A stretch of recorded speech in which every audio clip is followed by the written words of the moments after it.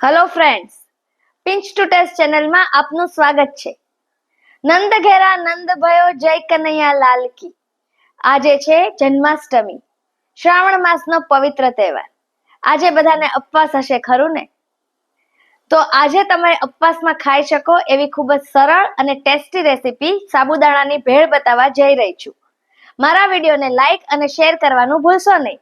અને હા, મારી ચેનલને સબસ્ક્રાઇબ કરવાનું જરૂરથી ના ભૂલશો.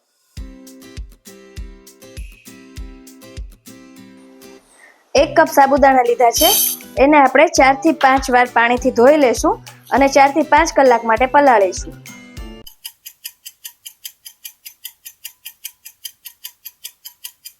હેલો ફ્રેન્ડ્સ, 5 થી 6 કલાક થઈ ગયા છે. સાબુદાણા બહુ સરસ પલળી ગયા છે. એને મેં નિતારી લીધા છે. હવે આપણે એને સ્ટીમ કરીશું. એકદમ સરસ રીતે સાબુદાણા કોરા થઈ ગયા છે. હવે આપણે સ્ટીમરમાં સ્ટીમ કરવા મૂકી દઈએ.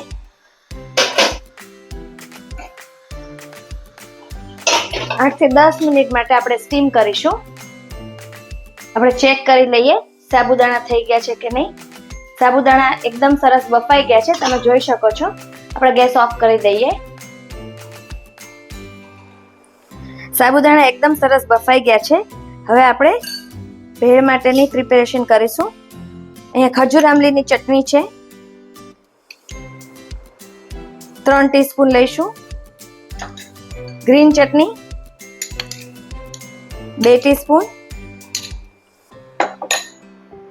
બાફેલા બટેટાના ટુકડા છે, અડધો નંગ બાફેલું બટેટું લીધું છે. મીઠું 1 ટીસ્પૂન. લાલ મરચું પાવડર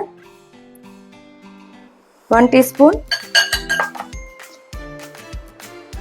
અહીંયા મેં ચિપ્સ લીધી છે, પોટેટો ચિપ્સ લીધી છે. શીંગ અને પોટેટો ચિપ્સ જે ફરાળમાં ખવાય એ મિક્સ કરીશું.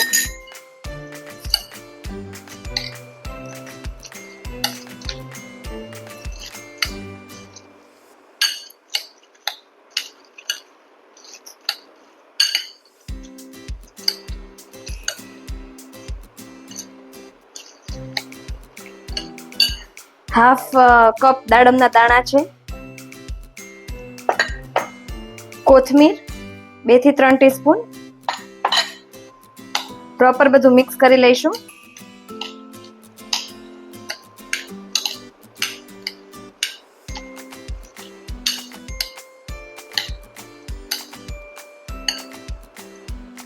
તો તૈયાર છે સાબુદાણાની ભેળ.